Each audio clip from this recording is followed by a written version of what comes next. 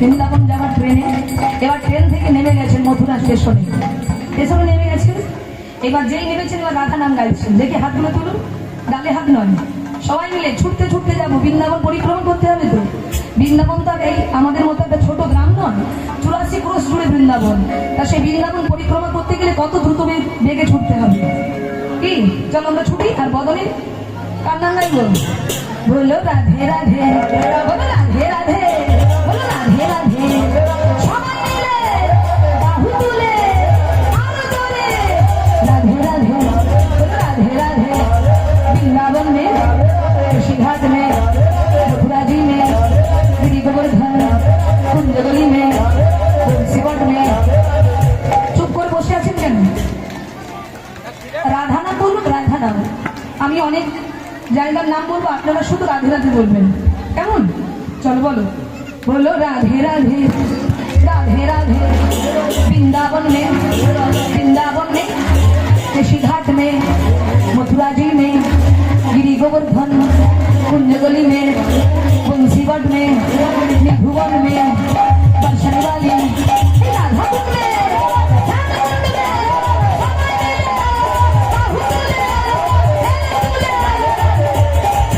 बोले राधे राधे, राधे राधे, राधे राधे।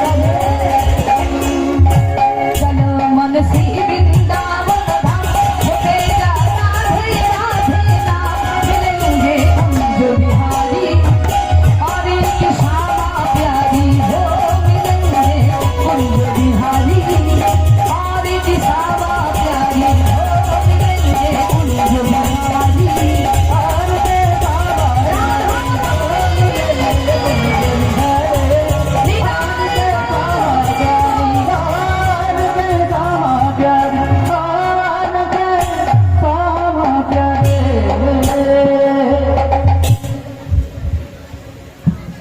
बोलिए राधा रानी की श्याम सुंदरी की, वृंदावन धाम की, भक्त वृंदों की। आज मधुमय श्रीधाम वृंदावने प्रेममयी राधा रानी अष्टसखीर शिरोमणि विश्वभानुराज नंदिनी आज ललिता विशाखाके पाशे बसिए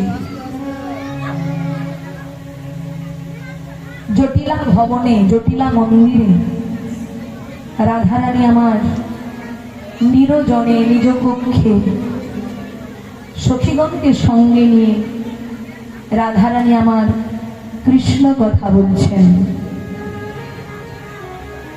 তবে লীলা সাধন করবার আগে একটা কথা বলে যাই, মায়েরা মন না দিলে বুঝতে পারবেন না।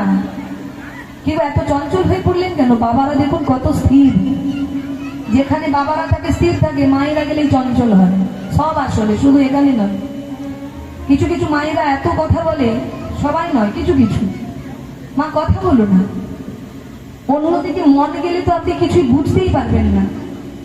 আর বুঝতে না পারলে ভালো লাগবে না, ভালো না লাগলে কি হবে মা?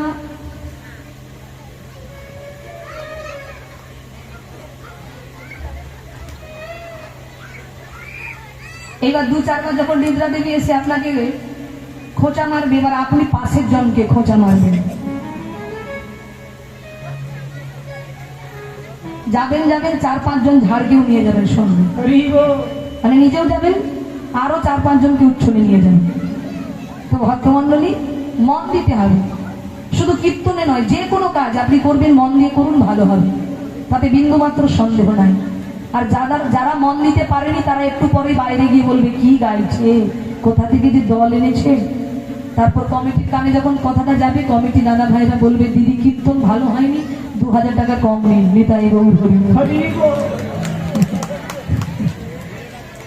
যাই হোক মায়েরা, মন দাও, তোমাদের দেখেই তো কীর্তন হবে।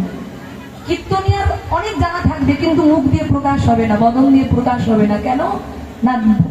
শ্রোতা যদি স্থির না হয়, আগে শ্রোতা তারপর বক্তা। রাজা পরীক্ষিতের মতো শ্রোতা সুখদেব গোস্বামী পেয়েছিলেন বলেই তিনি বাবা ভগবত বক্তা হতে পেরেছিলেন।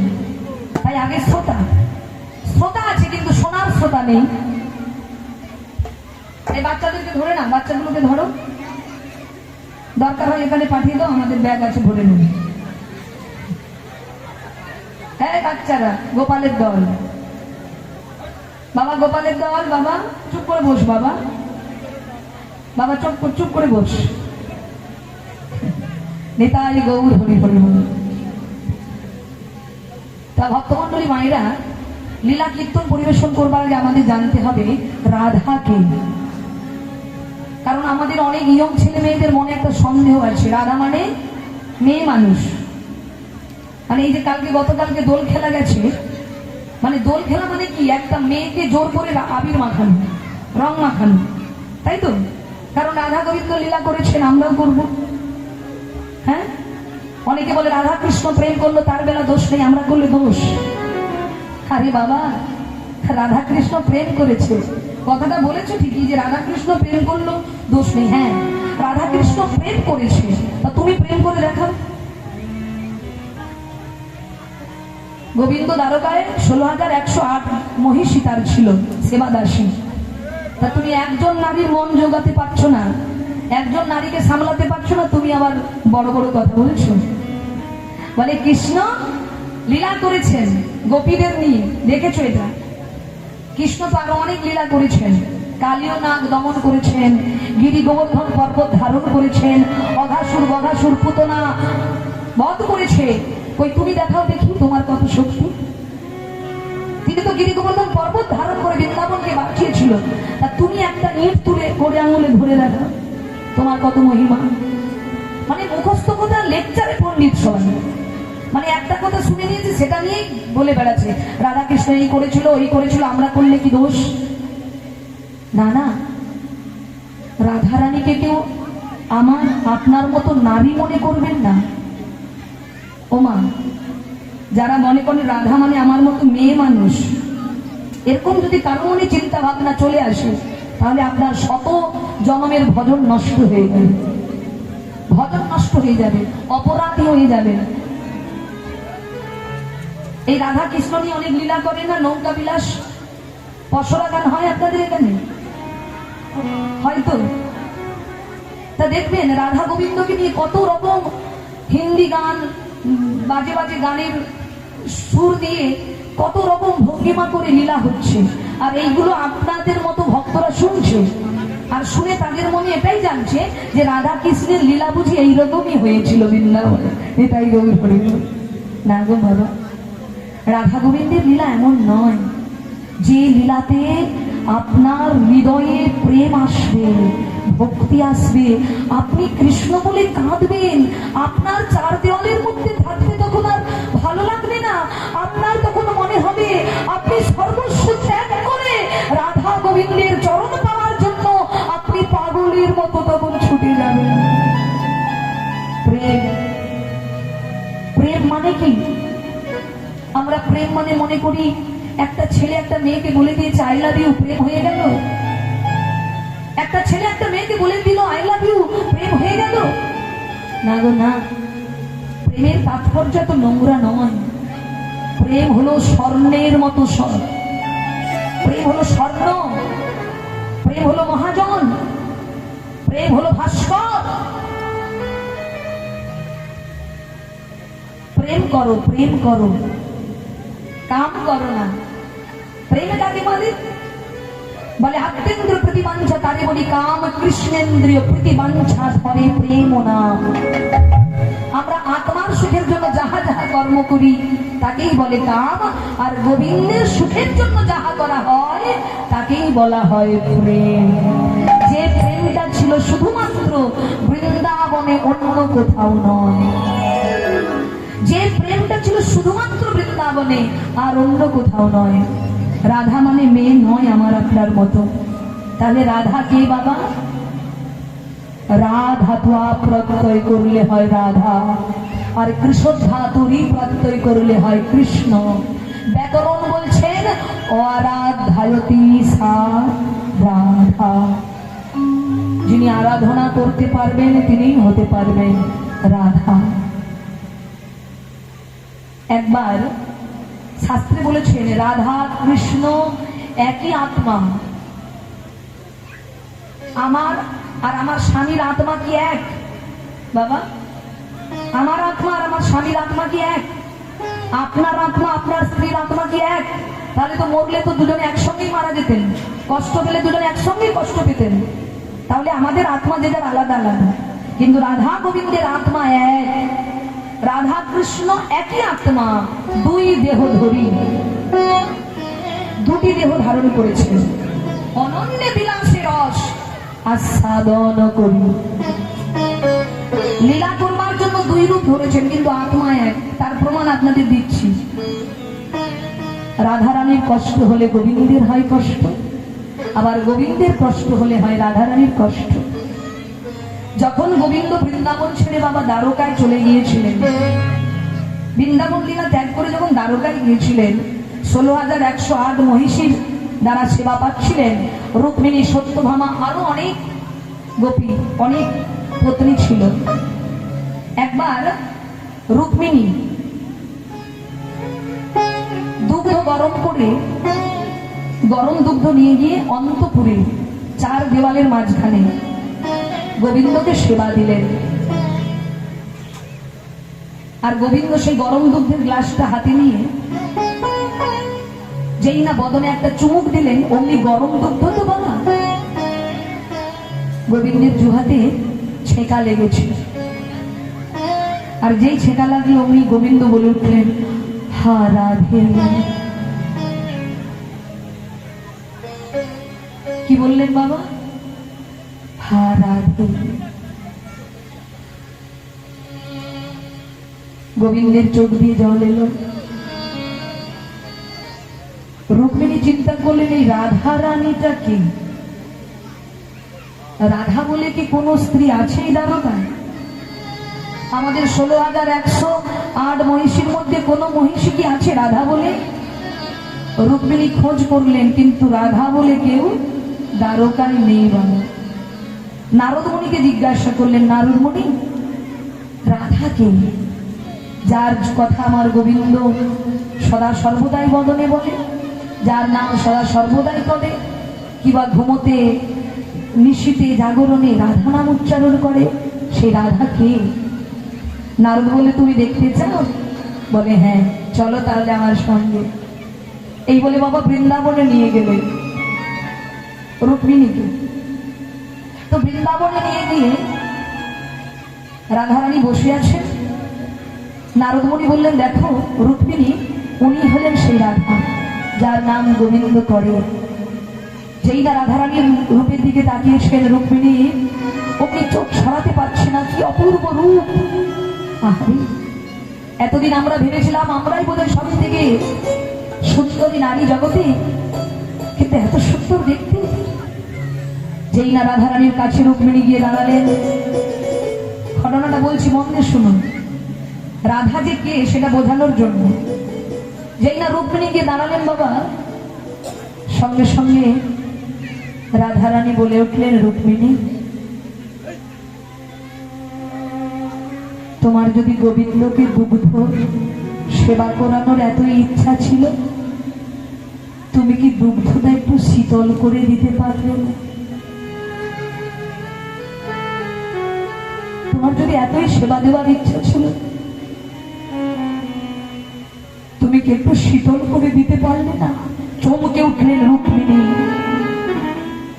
আমি গোবিন্দকে দুগ্ধ পান করিয়েছি, সে তো চার দেওয়ালের মাঝখানে, তাহলে ইনি জানলো কি করে? যেটা কেউ জানে না, আমি জানি একমাত্র, আর গোবিন্দ জানে, কিন্তু ইনি কি করে জানলো? রুক্মিণী করজোড় করে বললেন, তুমি কে? আমি তো দুগ্ধ গোবিন্দকে পান করিয়েছি, তুমি জানলে কি করে? রাধারানী বলল, তুমি দেখতে চাও আমি জেনেছি কি করে, তুমি জানতে চাও? এই বলে রাধারানী কি করেছে বাবা, তার জিহ্বাটা বের করেছে। আর যেই না জিহ্বা বের করেছে বাবা, রুক্মিণী দর্শন করলেন ওই গরম দুগ্ধ খেয়ে গোবিন্দের যেখানে যেখানে ফোসকা পড়েছে, রাধারানীর জিহ্বাতে ঠিক সেই স্থানে ফোসকা পড়েছে। নিতাই গৌর হরি হরি বল।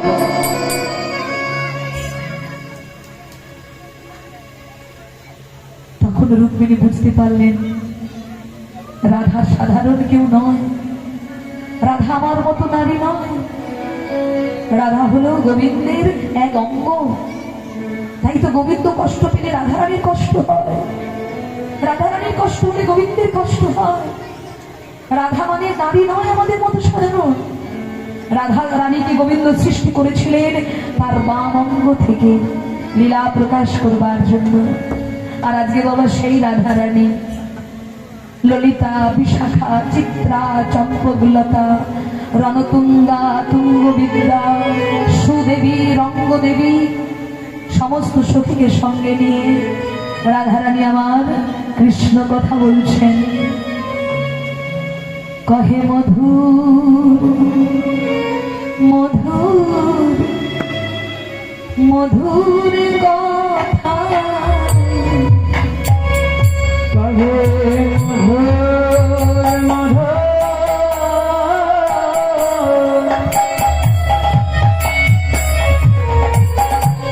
মধুর মধুর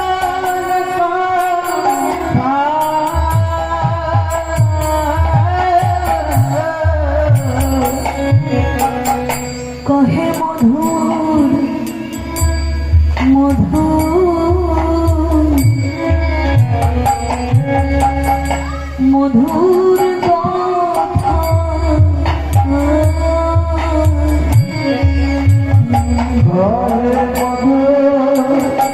মধুর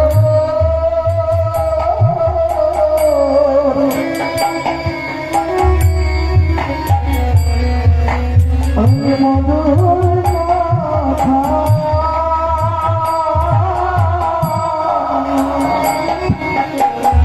যে কথা শুনলে জোড়া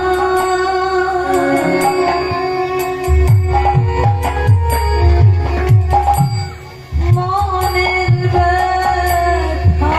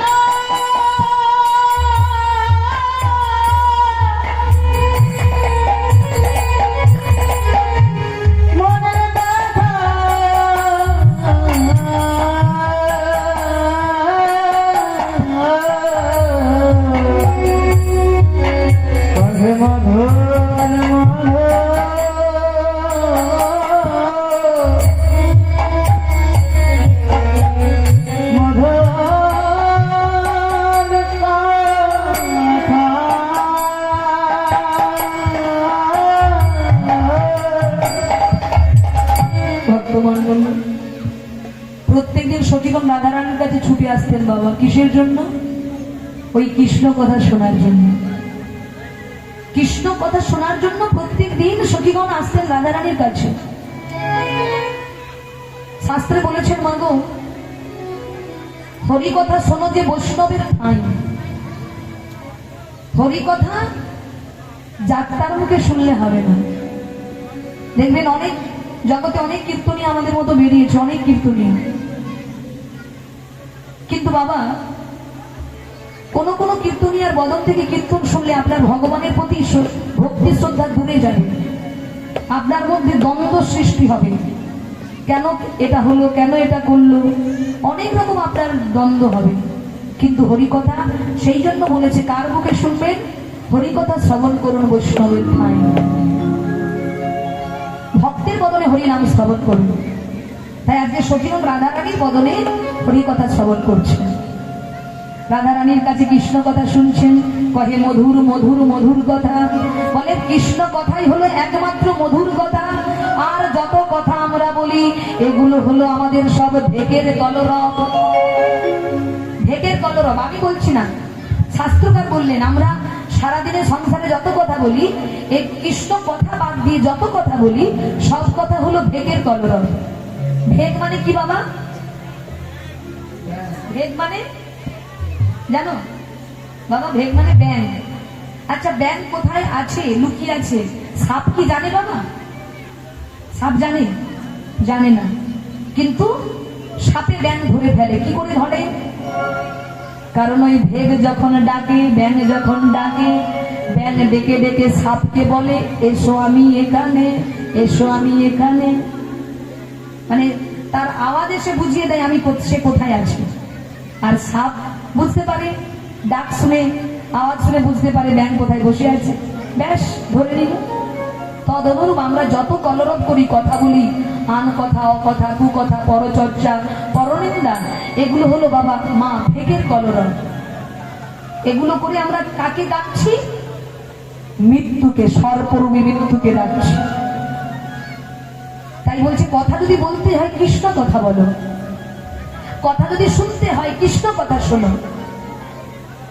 কিন্তু দেখুন মায়েরা, আমরা সংসার করছি বটে, সংসারে আমরা সবার সেবা করছি, কিন্তু ভগবানের সেবা কজন করি? নিজেরা বাজারে গেলে ব্যাগ ভর্তি বাজার করে আমি নিজেরা খাবো বলি, কিন্তু গোবিন্দের জন্য কি করি? নকল দানা, নকল দানা, নকল না নকুল দানা, নকুল দানা। ওই 10 টাকার নকুল দানা 1 মাস কাটিয়ে দিই, 2 পিস করে মাত্র দেই। দিয়েছি 2টো নকুল দানা, দিয়ে কোন রকম হাত জোড়ো করে বলি, অদ্বৈত এসো, গদাধর এসো, নিতাই চাঁদ এসো, গৌর চাঁদ এসো, সবাইকে সঙ্গে 64 মহাত্ম সঙ্গে করে নিয়ে এসো। এক এক করে সব দেবতাকে ডাকলাম, আর দিয়েছি মাত্র বাবা 2টো নকুল দানা। নিতাই গৌর হরি হরি বল। হ্যাঁ, বলে এরকম ডাক ডাকলে হবে না, ডাকতে হবে। ভগবান হলো ভালোবাসার কানাল। ও মায়েরা, আপনি ধরুন কোনো আত্মীয় বাড়িতে গেছেন, সেই আত্মীয় বাড়িতে গিয়ে যদি আদর যত্ন না পান, পরের বছর ডাকলে আপনি আর যাবেন কি বাবা? যাবেন? হ্যাঁ।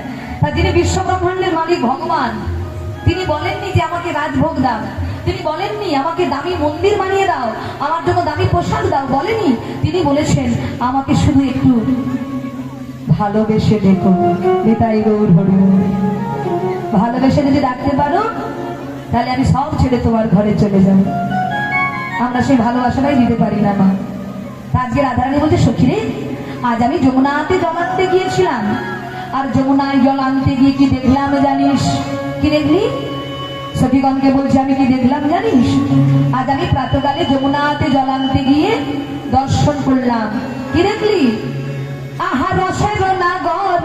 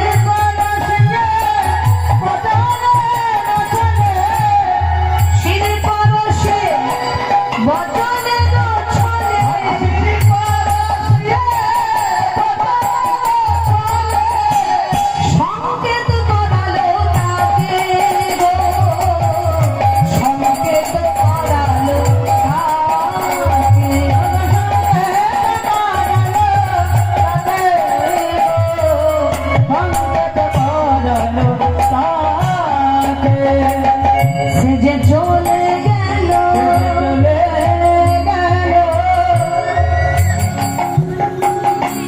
সে যে চলে গেল এই ললিতা আমায় কি যেন বলে চলে গেল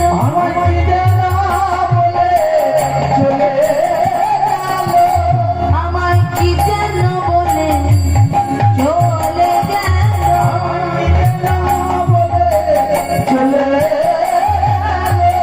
ও তার মস্তকে হস্ত দিয়ে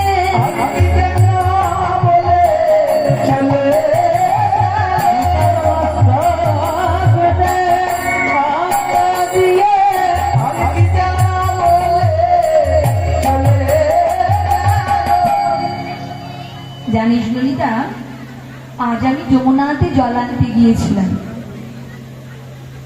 আস্তে আস্তে এখানটায় কি হচ্ছে গো?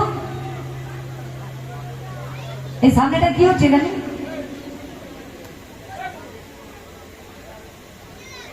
আজ আমি যমুনাতে জল আনতে গিয়েছিলাম ললিতা। তো জল আনতে গিয়ে আসল উদ্দেশ্য তোমার জল আনা নয়। উদ্দেশ্য কি মা? গোবিন্দকে দর্শন করা। কারণ বাদিনীর ঘরে রাধারানী আছেন তো, যখন তখন গোবিন্দ দর্শন হয় না, তাই আমার উদ্দেশ্য গোবিন্দ দর্শন। এই ললিতা, জল আনবার ছলনা করে আজ আমি গোবিন্দ দর্শনে যাচ্ছিলাম। আমি পথে যাই,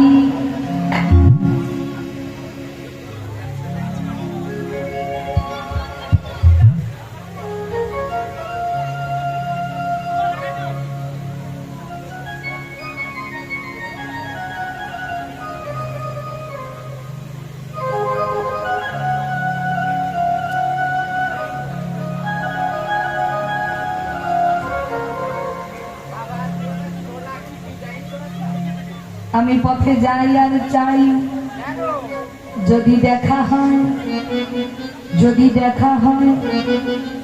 কিন্তু জানিস ললিতা, যেতে যেতে হঠাৎ দেখলাম আমার গোবিন্দ আসছে। কিন্তু জানিস ললিতা, কথা বলার ইচ্ছা হলে বলতে পারি না। ওই যে গোবিন্দের সঙ্গে দাদা ছিল যে,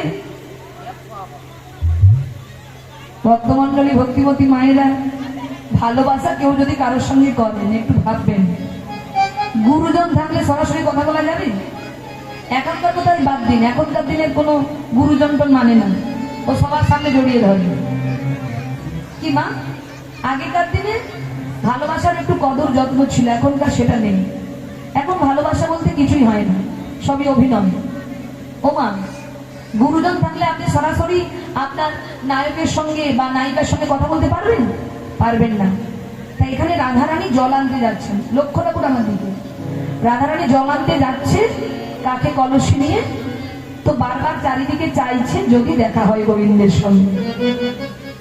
তো যেতে যেতে দেখলেন দাদার সঙ্গে গোবিন্দ আসছে, মানে বলরামের সঙ্গে গোবিন্দ আসছে।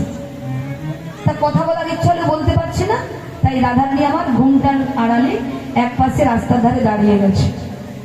কিন্তু দেখবেন বাবা, যারা ঠিক চালাক হবে, গুরুজন থাকলেও কথা তারা বলে দেবে।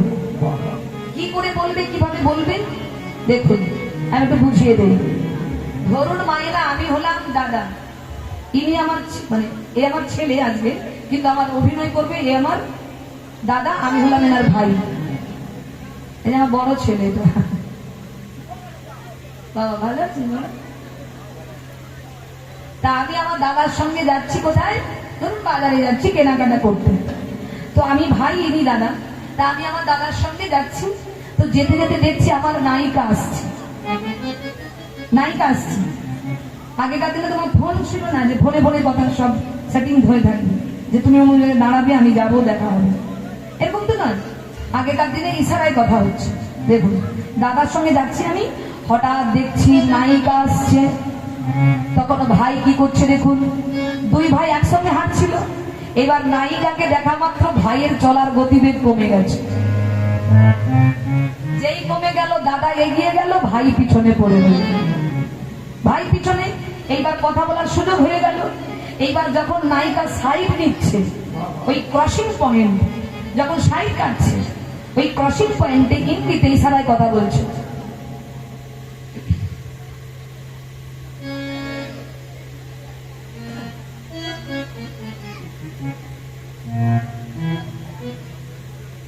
আনাই কোথায় গেল?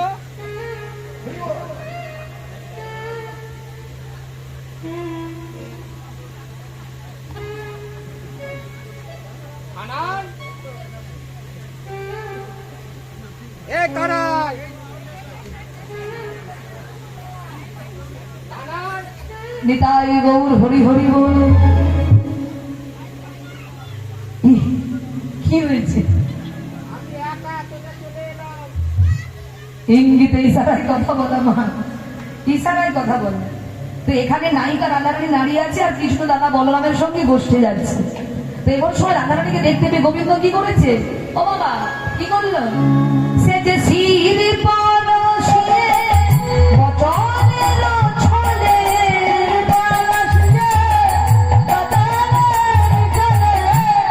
শির পরশে বচনের ছলে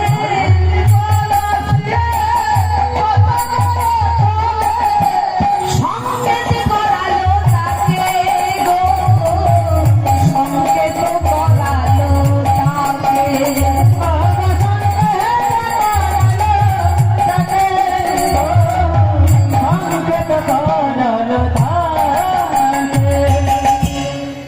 গোবিন্দ রাধারানীকে দেখে ইশারায় দেখাচ্ছেন, সংকেতে জানাচ্ছেন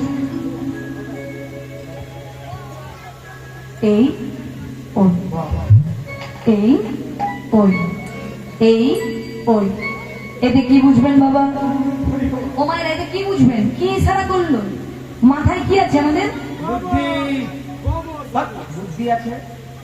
মাথায় কি আছে গো? এই কি আছে মাথায়? মাথায় আছে চুল। চুলের ভালো ভাষা কি বাবা? কেশ। তা গোবিন্দ বারবার কেশে স্পর্শ করে রাধারানীকে সংকেত করছে এই ওই, এই ওই, এই ওই।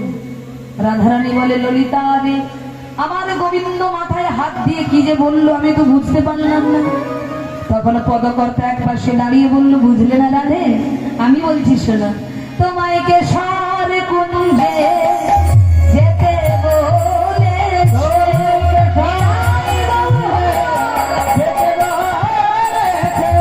কেশর কুঞ্জে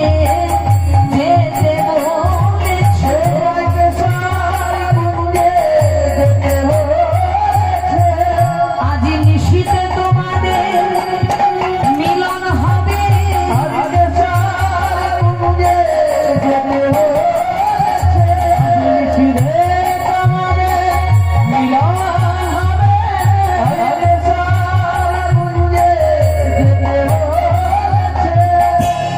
কোথায় যেতে বললো মা?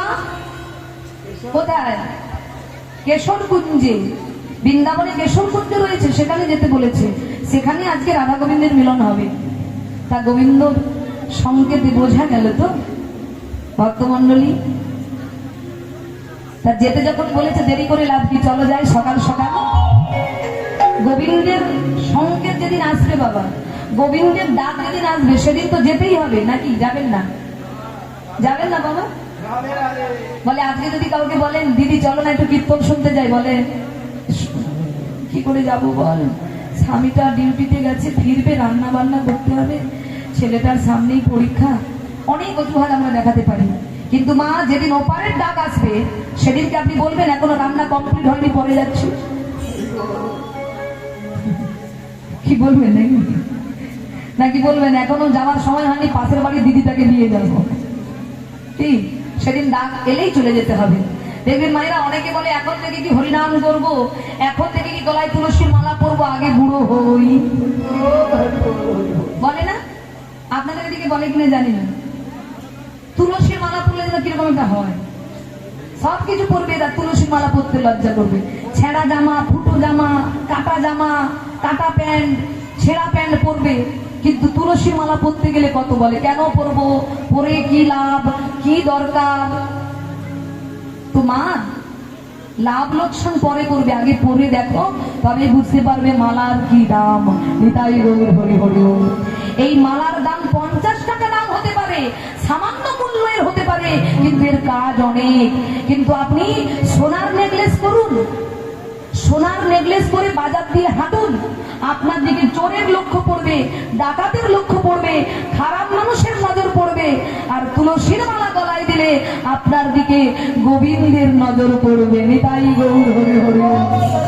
আর যার দিকে একবার গোবিন্দের লক্ষ্য পড়ে তাকে জগতে কেউ কখনো হারাতে পারে না। তার প্রমাণ কুরুক্ষেত্রের যুদ্ধে পঞ্চপাণ্ডব,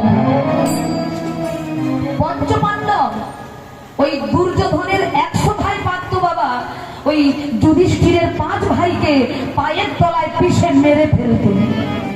পারত না বাবা? যেখানে 100 জন আর এরা 5 জন, কোন দিন এরা ধ্বংস হয়ে যেত। কিন্তু পারলো না কেন?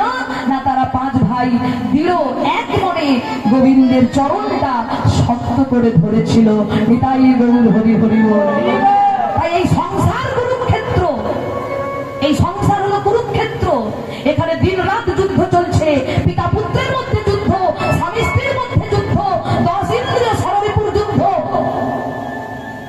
এই কুরুক্ষেত্রের যুদ্ধে যদি কোনো ভাগ্যবান ভাগ্যবতী তার এই হাতটা দিয়ে গোবিন্দের চরণটা শক্ত করে ধরতে পারে, তাকে কোনো দুর্যোধন হত্যা করতে পারবে না। নিতাই গৌর হরি হরি বল। তাই ভক্তমণ্ডলী, সব কিছু করো, গলায় মালা পরো। অনেকে বলে মালা পরলে মাছ মাংস খাওয়া যে বন্ধ হয়ে যাবে। অনেকে বলে আমি ব্যবসা করি, মিথ্যা কথা বলতে হয়, মানে মিথ্যা কথা বলবে। ও মা বলে মিথ্যা কথা বলি যে, বলে অসুবিধা নেই, মাছ মাংস খাও, মালা পরো। যদি কেউ মনে করেন যে মাছ মাংস ছেড়ে দিয়ে তারপর মালা পরবেন, জীবনে পারবেন না। ও মা, অন্যের মাংস খেয়ে নিজের মাংস বাড়ানো কি ঠিক? অন্যের রক্ত খেয়ে নিজের রক্ত বাড়ানো কি, সেই রক্ত কি শুদ্ধ রক্ত হবে আপনার? অন্যের মাংস খেয়ে আপনার শরীরের মাংস বেশি বাড়িয়ে লাভটা কি? কোনো লাভ নেই। ও শ্মশানে তুমিও পড়বে, আর যারা কৃষ্ণ ভক্ত তাদের দেহটাও চলে যাবে একদিন, তুমিও মারা যাবে, কৃষ্ণ ভক্তরাও মারা যাবে। তবে পার্থক্য কোথায় থাকবে জানো? বলে বেড়াল যখন ইঁদুরকে ধরে, কি দিয়ে ধরে মা? কিভাবে ধরে বেড়াল ইঁদুরকে? মুখ দিয়ে ধরে কিনা? বেড়াল ইঁদুরকে মুখে ধরে তো। আবার বেড়াল তার বাচ্চাকেও ধরে, মুখ দিয়ে ধরে এক জায়গা থেকে অন্য জায়গায় নিয়ে যায়। তাহলে বেড়াল তার বাচ্চাকে ধরলো, বাচ্চাটা আরাম পেল। আবার ওই বেড়াল ইঁদুর ধরলো, ইঁদুরের যন্ত্রণা হয়ে ইঁদুর মারা গেল। তাহলে দুজনকেই তো ধরলো, তাহলে একজন আরাম পেল আর একজন যন্ত্রণা পেল। তেমনি ভগবান ভক্তকেও নিয়ে যাবে, অভক্তকেও নিয়ে যাবে। অভক্তকে যখন নিয়ে যাবে, জমপুরীতে শাস্তি দিতে দিতে দিতে দিতে দিতে তাকে নরকে নিয়ে যাবে। আর ভক্তকে যখন নিয়ে যাবে, বিষ্ণু দূত এসে বৈকুণ্ঠে নিয়ে যাবে। নিতাই গৌর হরি গৌর। দেখবেন আপনারা নিজেরাই চোখ চালালে দেখতে পাবেন, যখন কোনো অভক্তের মৃত্যু হয়, খারাপ মানুষের মৃত্যু হয়, শ্মশান ঘাটে কত মদের গ্লাস, মদের বোতল কাঁড়ি হয়, হয় না? হয় না? কারণ ওটা না দিলে তারা কাজটা করবে না। কিন্তু যদি কোনো ভক্তের পরলোক গমন হয়, তার যাত্রাটা কেমন হয় একটু দেখবেন নিজের চোখে। সেও মানুষ, তুমিও মানুষ। তাহলে তার যাওয়ার কালে গঙ্গা জল ছিটিয়ে, পুষ্পমালা দিয়ে হরিনাম করতে করতে কত সাধুগুরু বৈষ্ণব তারা নাম করতে করতে তার দেহটাকে সমাধি দিচ্ছে বালুকার উপর, কত যত্ন করে, কত শুদ্ধ ভাবে। আর আমার মতো পশুর দেহটা শ্মশানে নিয়ে যাওয়া হচ্ছে, মদ খেতে খেতে আনন্দ করতে করতে। আসছে বছর আবার হবে, দাদু গেছে, পরের বছর ঠাকুমা যাবে। এটাই গৌর হরি হরি হরি। মানে বোতল ছাড়া কিছু কাজ হবে না। আমার মতো পশুর মৃত্যুতে কত বোতল আসবে, আর সৎ মানুষের ভক্তের মৃত্যুতে কত ফুলের মালা আসবে, কত কত চন্দন কাঠ আসবে, কত কত চন্দন কাঠ আসবে। চন্দন কাঠে তার দেহটা পোড়ানো হবে, হ্যাঁ, সমাধি দেওয়া হবে। যদি ভক্ত হয় তার দেহটা সমাধি দেওয়া হবে। তাহলে এখানেই বোঝা যাবে আপনার যাত্রাটা কেমন হচ্ছে। কেউ যাচ্ছে স্বর্গে, কেউ যাচ্ছে গোলক বৈকুণ্ঠে, আবার কেউ বা যাচ্ছে নরকে। কিসের দ্বারা? কর্মের দ্বারা। আমাদের জন্ম শ্রেষ্ঠ নয় বাবা। আপনি মুচির ঘরে জন্ম নিয়েছেন, কি মেথরের ঘরে জন্ম নিয়েছেন, কি চন্ডালের ঘরে জন্ম নিয়েছেন, এটা আপনার পরিচয় নয়। আপনার পরিচয় আপনার কর্ম। আপনি কর্ম ভালো করুন, ফুলের মালা গলায় পাবেন। আর কর্ম যদি গন্ডগোল হয়, আপনি ব্রাহ্মণের ছেলে হলেও আপনাকে কেউ সম্মান করবে না। আপনি উচ্চ কুলে জন্ম নিলেও কর্ম যদি আপনার গন্ডগোল হয়, কেউ আপনার চরণে মাথা নত করবে না। আর আপনি চন্ডালের ঘরে জন্মগ্রহণ করে যদি কর্ম ভালো করতে পারেন, সবাই আপনার গলায় ফুলের মালা দেবে। নিতাই গৌর হরি হরি বল। তাই আমাদের জন্ম শ্রেষ্ঠ নয়, আমাদের কর্ম শ্রেষ্ঠ। আপনি কর্ম ভালো করুন, উচ্চ আসন পাবেন, ফুলের মালা পাবেন। আর কর্ম গন্ডগোল হলে জুতোর মালা পাবেন। নিতাই গৌর হরি হরি বল। দুটোই তো মালা, একটা ফুলের মালা, একটা জুতোর মালা। তাহলে আমরা কি জুতোর মালা কেউ চাই? আশা করি সবাই চাইবো ফুলের মালা যেন কর্মের দ্বারা আমরা লাভ করতে পারি। এই যে বাবা আমরা কীর্তন করি, আমাদের মতো, আমি তো একজন নগণ্য জঘন্য সামান্য একজন কীর্তনিয়ার। কীর্তনিয়ার কোনো যোগ্যতা আমার নেই, কিন্তু গুরু কৃপায় এই জায়গাতে দাঁড়াতে পেরেছি। তাতেই যা মানুষের ভালোবাসা পাচ্ছি। কিন্তু যদি আমার থেকে যারা বড় কীর্তনিয়া, না জানি তারা আরো কত সম্মান পায়। এই যে আমরা কীর্তন আজকে আপনাদের গ্রামে এসেছি, আমার কমিটির ভাইয়েরা বলুন, দাদারা বলুন, এত আপ্যায়ন আমাদেরকে করেছে। সেই বাজার থেকে আমাদেরকে এনেছে, আমাদের খাওয়া দাওয়া সবকিছু, মানে কোনোটার কোনো ত্রুটি রাখেন না ওনারা। ওনাদের সামর্থ্য মতো ওনারা যথেষ্ট সম্মান আমাদেরকে করেছে। তাহলে এই সম্মানটা কেন পাচ্ছি মা? শুধুমাত্র ভগবানের গুণকীর্তন করি বলে। আজকে যদি ওনার নাম না করতাম, তাহলে এমন একজন নরকের কীটকে কে চিনত বাবা? কোথায় পড়ে থাকতাম? আজকে শুধু হরিনাম করি বলে মানুষের ভালোবাসা পাই, মানুষের আদর যত্ন স্নেহ পাই। আবার কোথাও কোথাও জানেন বাবা, যখন গাড়ি থেকে নেমে যায়, তখন জল ছড়িয়ে ছড়িয়ে, পুষ্প বৃষ্টি করে, ঝাঁঝ ঘন্টা শঙ্খধ্বনি করে, হরিধ্বনি করতে করতে, উলুধ্বনি করতে করতে আমাদেরকে বাসায় নিয়ে যাওয়া হয়। তখন ভেতরটা কেঁদে ওঠে। তখন ভাবি, গোবিন্দ, এগুলো কোনো কিছু পাওয়ার আমার যোগ্য নয়, এগুলো কোনোটাই পাওয়ার আমার যোগ্য নয়, শুধু তোমার নাম করি বলে। তাই ভক্তমণ্ডলী, আপনারা আশীর্বাদ করবেন বাবা, জীবনে যে কটা দিন বাঁচব, যেন গোবিন্দের গুণকীর্তন গাইতে গাইতে পৃথিবী ছেড়ে চলে যেতে পারে, ওনার নাম বলতে বলতে যেন এ দেহ ত্যাগ করতে পারে। তাই আপনাদের কাছে করজোড়ে বিনতি করব, আপনারা যে যাই করুন, ব্যবসা করুন, সরকারি চাকরি করুন, চাষবাস করুন, যে যাই করুন মায়েরা, আপনাদের মনটা গোবিন্দের চরণে রাখবেন, গোবিন্দকে ভালোবাসবেন। এই জগতে উনিই পারে আপনাকে সব বিপদ থেকে রক্ষা করতে, আর কেউ নয় মা, আর কেউ নয়। আপনার স্বামী থাকলেও আপনাকে রক্ষা করবে না। তার প্রমাণ দ্রৌপদীকে দিয়ে জগৎকে দেখালেন। বাবা, যখন দ্রৌপদীর বস্ত্রহরণ হয়েছিল, তখন কি তার স্বামীরা তার পাশে ছিল না বাবা? সেই রাজসভায় কি তার পঞ্চ স্বামী ছিল না? ছিল তো। আর গুরুবর্গেরা ছিল না? ছিল তো, সবাই ছিল। কিন্তু দ্রৌপদীকে কে বাঁচিয়েছিল মা? দ্রৌপদী সবাইকে অনুরোধ করছে, তোমরা আমার স্বামী, রক্ষা করো আমায়। কিন্তু পঞ্চ পাণ্ডবের হাত পা বাঁধা ছিল বাবা, কিছু করতে পারেনি। তখন গুরুবর্গদের বললেন, আপনারা আমায় রক্ষা করুন। কেউ পারেনি। তখন দ্রৌপদী নিজেকে নিজে রক্ষা করছেন। এক হাত দিয়ে শাড়ির আঁচলটা ধরেছে, আর এক হাত দিয়ে গোবিন্দকে ডাকছে, দীনবন্ধু মধুসূদন, রক্ষা করো, রক্ষা করো সদা, এই বিপদ থেকে রক্ষা করো। কিন্তু যেতে পারছে না, গোবিন্দ আসছে না। কেন না? দ্রৌপদী যে সম্পূর্ণভাবে ভরসা এখনো করেনি। যারা সম্পূর্ণভাবে গোবিন্দকে ভরসা করে না, তারা কোনোদিন গোবিন্দের কৃপা লাভ করতে পারে না। তাই দ্রৌপদী কি করলেন? শেষে নিজেকে নিজে সামলাতে না পেরে দুটি বাহুর ধতিকে করে বলে উঠলেন, কোথায় মধুসূদন?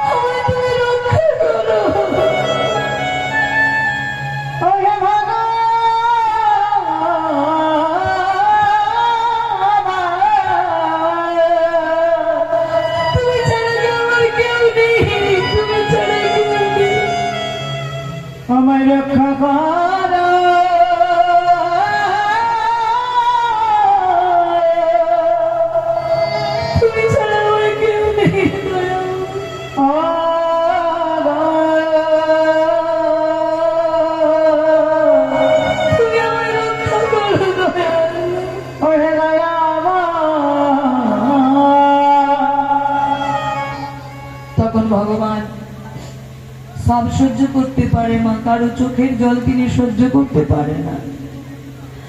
কেউ যদি গোবিন্দকে চোখের জলে একবার ডাকে বাবা, ভগবান বলে আমি যত দূরেই থাকি না কেন,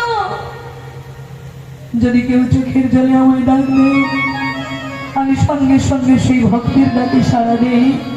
তাই এত বস্ত্র ঢুকিয়েছিল বাবা, দুঃশাসন কাপড় টেনে টেনে কাপড়ের পাহাড় করে দিয়েছিল, কিন্তু দ্রৌপদীর বস্ত্র হরণ করতে পারেনি।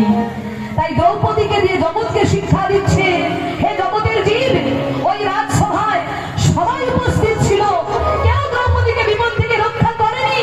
ঠিক তেমনি তোমরাও যেদিন সংসারে বিপদে পড়বে সেদিন সবাই তোমার দিক থেকে মুখ ঘুরিয়ে নেবে। তোমার স্ত্রী, পুত্র, আত্মীয় পরিজন, বন্ধু বান্ধব সবাই তোমার দিক থেকে মুখ ঘুরিয়ে নেবে। সেদিন তোমার একমাত্র পথ হবে গোবিন্দকে ডাকার। এটাই বল হরি হরি বল। দয়াল বিনা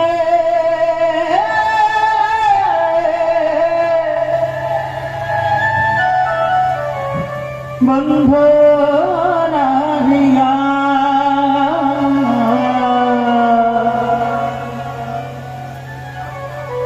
দয়াল বিনে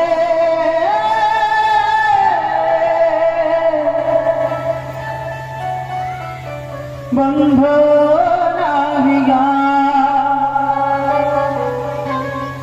তুমি জানে মা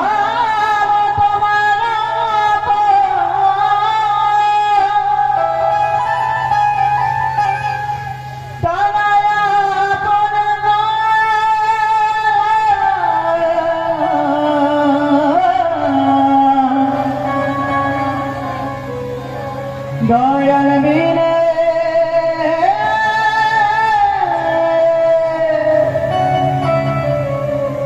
বন্ধু রাহিয়া। ভক্তমণ্ডলী, যিনি বিপদে রক্ষা করেন তিনি হলেন বিপদ ভঞ্জন মধুসূদন। তাই আসুন আজ আমরা সবাই মিলে সেই মধুসূদনের দর্শনে যাই। যেতে যখন হবে, ডাকতে যখন হবে, দেরি করে লাভ কি, চলে যাই সবাই মিলে। তাই রাধারানী আমার কি করেছে মা, গোবিন্দ দর্শনে যাবে বলে সখীদেরকে সঙ্গে নিয়ে চললেন কুঞ্জ মন্দিরে। চলুন যাই আমরাও সবাই, একটু উলুধ্বনি করুন মায়েরা। উলুধ্বনি পারেন না? পারেন না না? আজ একটু চেষ্টা করুন।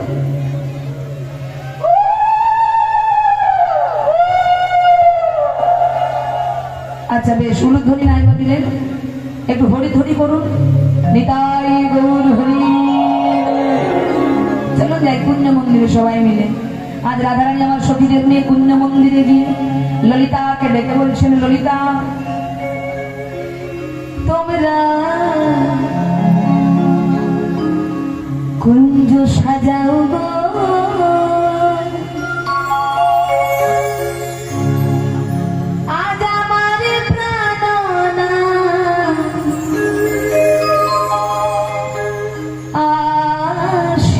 পারে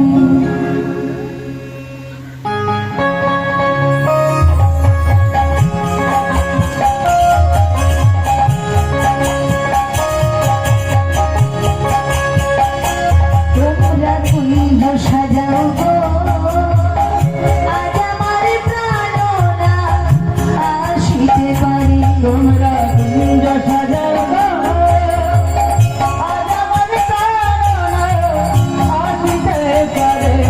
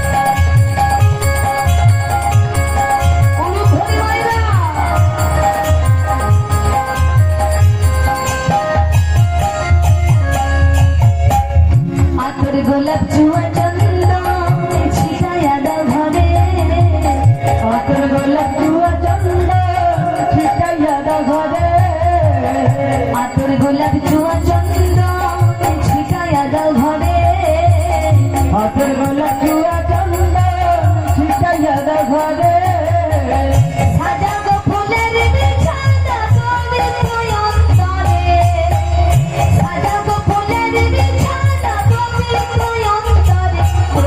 পুরো সাজাও গো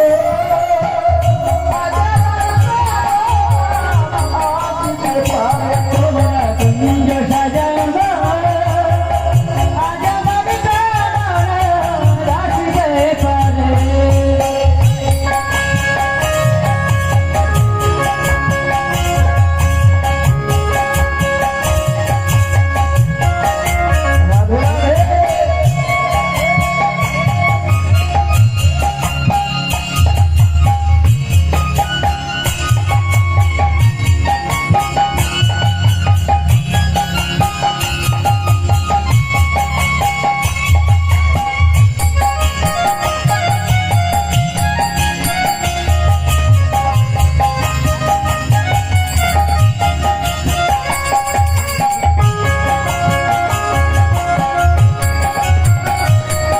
হরি বল, হরি বল, হরি বল।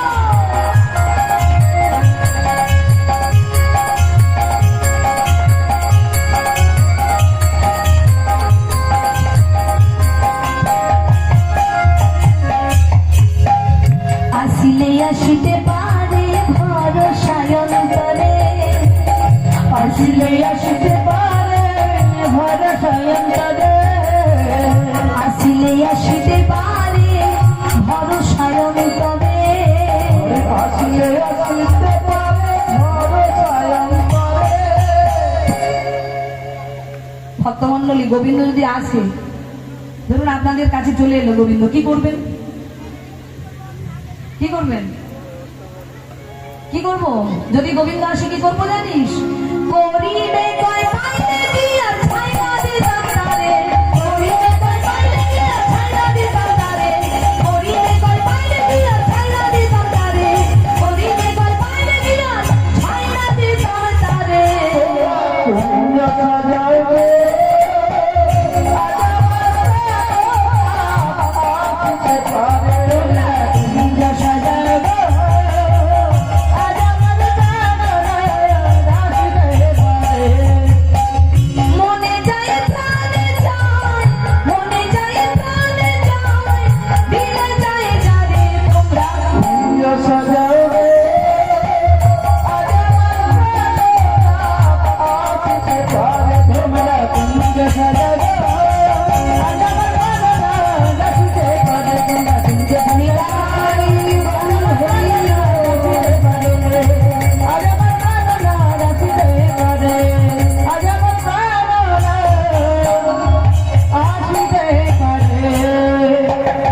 বলিয়ে কৃষ্ণ কানাইয়া লাল কি। ভোল্টেজ কমে গেল কেন?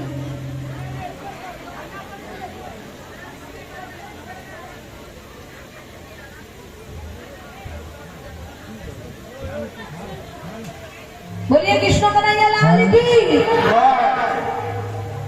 নমস্কার সদ্য সমবেত শ্রদ্ধী মণ্ডলী, দিদির কীর্তন আপনারা শুনছেন, নিশ্চয়ই ভালো লাগছে।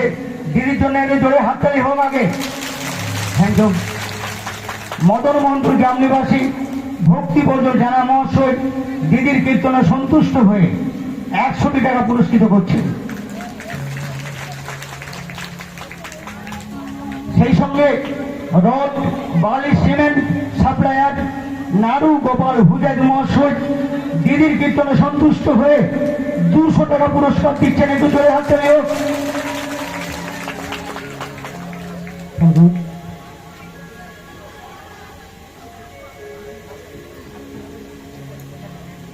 রাধে রাধে, জয় নিতাই, জয় গৌর।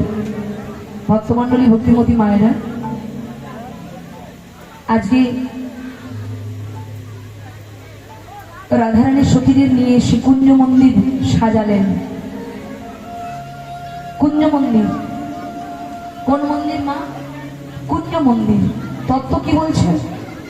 রাধারানী তো কুঞ্জ মন্দির সাজালেন গোবিন্দের জন্য, কিন্তু আমরা কি পারলাম আমাদের এই কুঞ্জ মন্দির সাজাতে বাবা? এই কুঞ্জ মন্দির সাজাতে কি পেরেছি? এই মন্দিরেও গোবিন্দ আসবে বাবা, যদি আপনি সদ্গুরু চরণ আশ্রয় করে এই কুঞ্জটা সাজাতে পারেন।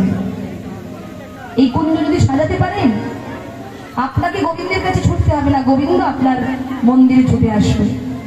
তাই আজ আমার রাধারানী কি করছেন? কুঞ্জ মন্দির সাজিয়ে অপেক্ষা করছেন সখীদের সঙ্গে নিয়ে। কিন্তু অপেক্ষা করতে করতে বাবা প্রথম প্রহর চলে গেল, দ্বিতীয় প্রহর চলে গেল, তৃতীয় প্রহর অতিবাহিত হলো। এক এক করে প্রহর যাচ্ছে, তিনটে প্রহর কেটে গেল, বাকি রইল বাবা একটি প্রহর। গোবিন্দ আসছে না। যার জন্য এত আয়োজন, সেই যদি না আসে বাবা, তাহলে যারা আয়োজন করে তারা কত কষ্ট পাবে।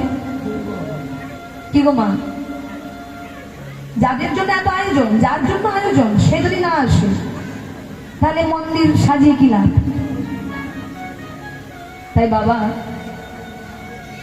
যখন এক এক করে প্রহর কেটে যাচ্ছে, এই তত্ত্বটা কি বলছে? আমাদের পুণ্যের প্রহর চলে গেল। প্রথম প্রহর মানে বাল্যকাল চলে গেল,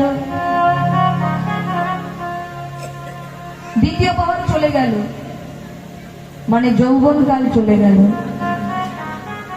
তৃতীয় প্রহর অতিবাহিত, বার্ধক্যকাল অতিবাহিত হল। তবু আমরা কুঞ্জ মন্দিরে গোবিন্দকে বসাতে পারলাম না। নেতাই গৌর হরি হরি বল। তাহলে এক এক করে প্রহর চলে যাচ্ছে, কিন্তু গোবিন্দ আসছে না।